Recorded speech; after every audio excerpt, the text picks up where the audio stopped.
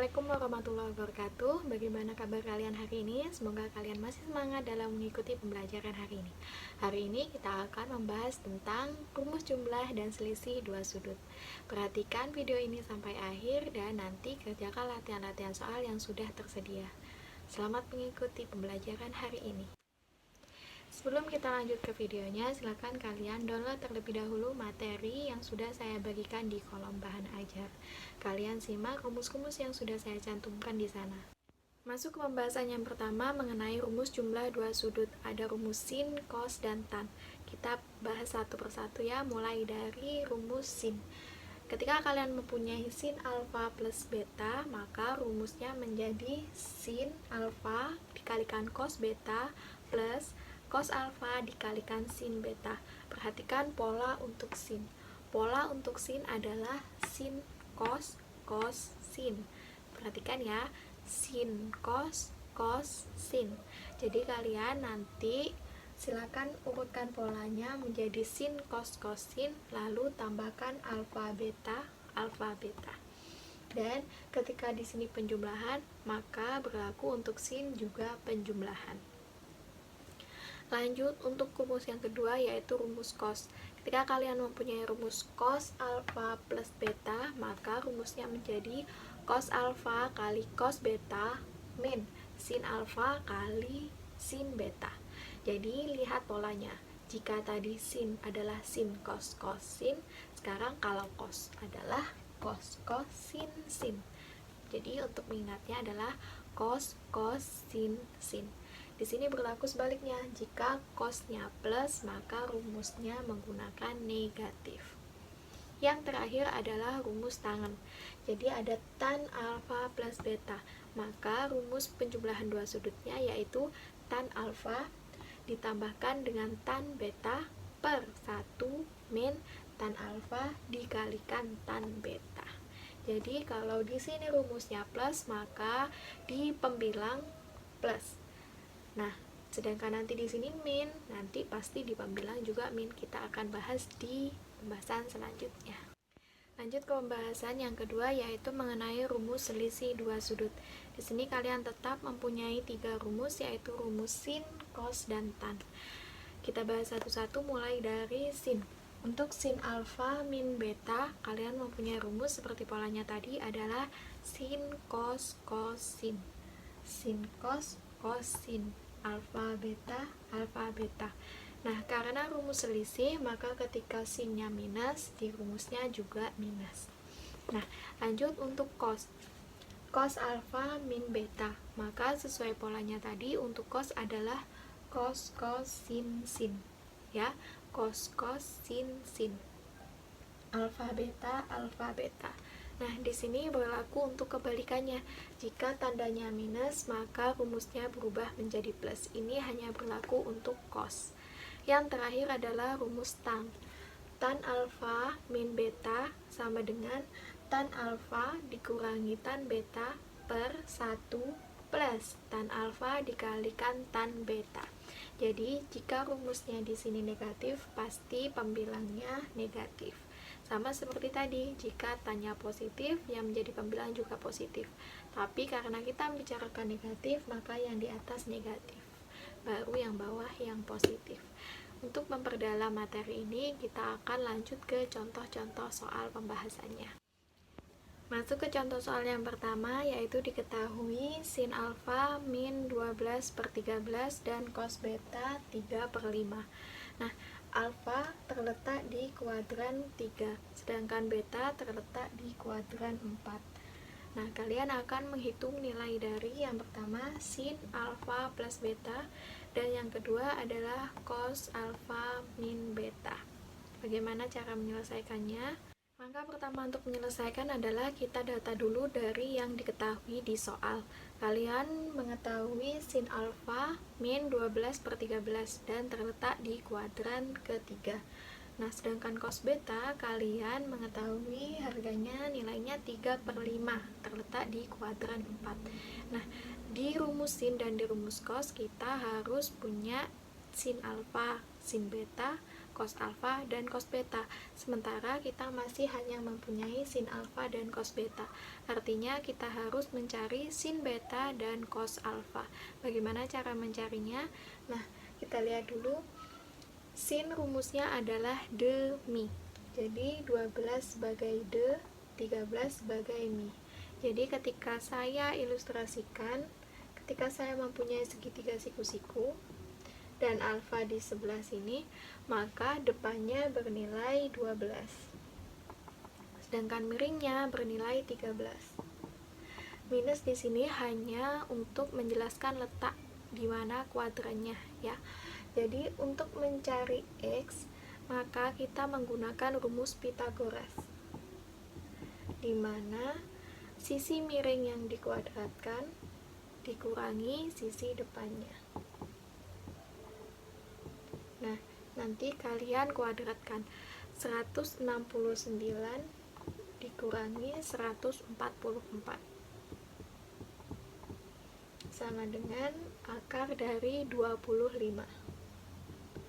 Akar 25 adalah 5. Sehingga x di sini sebagai sisi samping. Nanti kalian mendapatkan nilai cos alfa. Cos adalah samping dibagi miring, sehingga nilai cosnya kalian dapatkan sampingnya adalah 5, miringnya adalah 13. Nah, hati-hati karena dia terletak di kuadran 3, maka nilainya untuk cos adalah negatif. Jadi nanti nilainya menjadi negatif 5/13. Selanjutnya, kalian mempunyai cos beta sama dengan 3/5 di kuadran 4. Caranya sama seperti cara yang sudah saya kerjakan, yaitu kalian gambar ilustrasinya. Sudut siku-siku di sini adalah beta. Nah, 3/5 cos di sini rumusnya adalah samping per miring. Sami. Jadi nilai sampingnya adalah 3, nilai miringnya adalah 5. Yang akan kita cari adalah nilai y-nya, dimana pakai Pythagoras, sisi miring kuadrat dikurangi oleh sisi samping kuadrat, sehingga nilai y-nya 5 kuadrat adalah 25, sedangkan 3 kuadrat adalah 9. Jadi y sama dengan akar dari 16. Y sama dengan 4. Sehingga dari sini kamu bisa memperoleh nilai sin betanya, yaitu sin rumusnya d per mi. Dimana sisi depannya adalah 4 dan sisi miringnya adalah 5. Karena dia terletak di kuadran 4, maka rumus sin adalah negatif. Karena di kuadran 4 yang hanya positif hanyalah cos saja. Nah, setelah sebelumnya kalian sudah menemukan nilai sin alfa, cos alfa, sin beta, dan sin cos beta, kalian tinggal mencari apa yang ditanyakan pada soal. Misal yang A adalah nilai dari sin alfa plus beta. Jadi untuk mengerjakan nilai sin alfa plus beta, ingat rumusnya apa? Sin, ya polanya adalah sin cos cos sin. Sin, cos, sin. Alfa beta, alfa beta.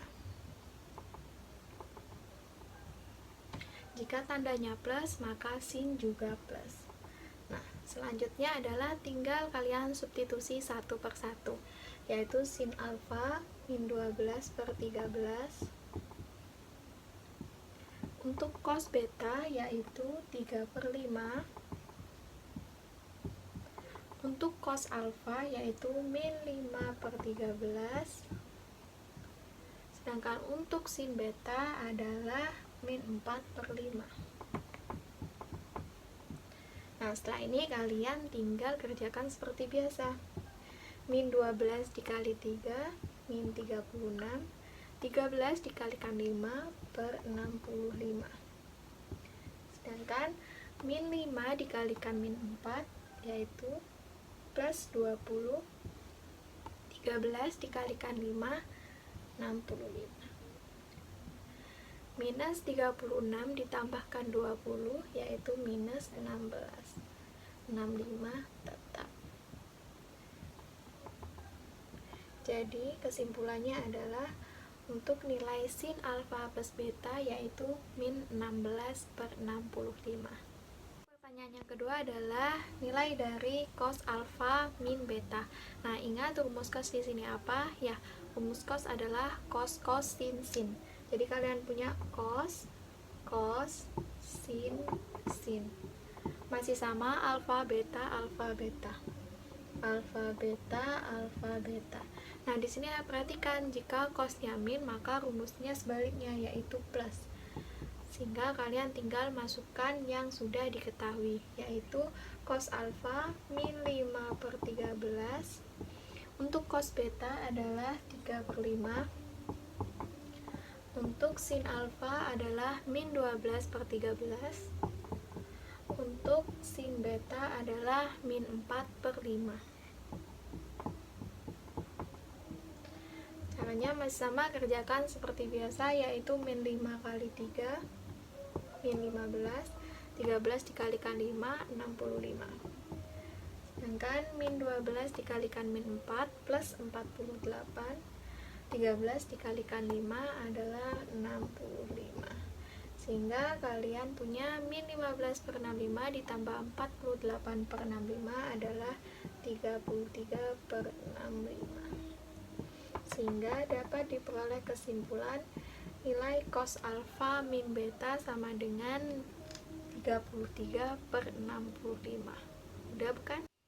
Lanjut ke contoh soal yang terakhir. Diketahui X sudut di kuadran 3 dengan nilai sin X-nya min 3 per akar 13.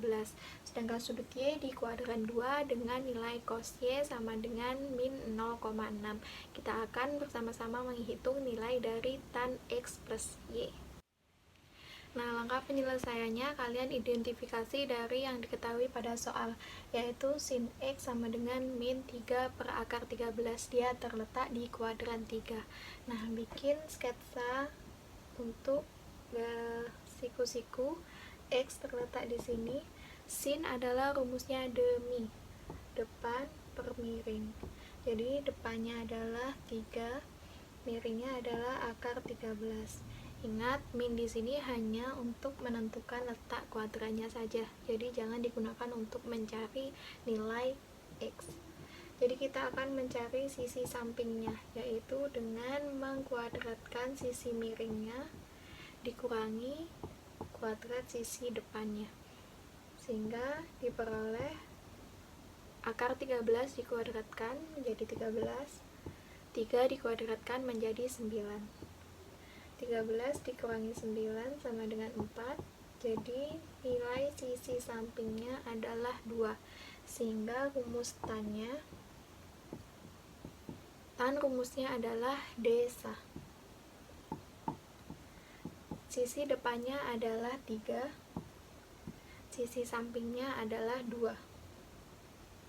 Nah, karena dia terletak di kuadran 3, maka nilai tan tetap positif.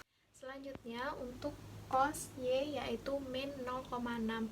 Di sini negatif 0,6, silakan kalian bentuk ke dalam pecahan dulu sehingga kalian mempunyai cos Y sama dengan min 6 per 10 diubah menjadi pecahan.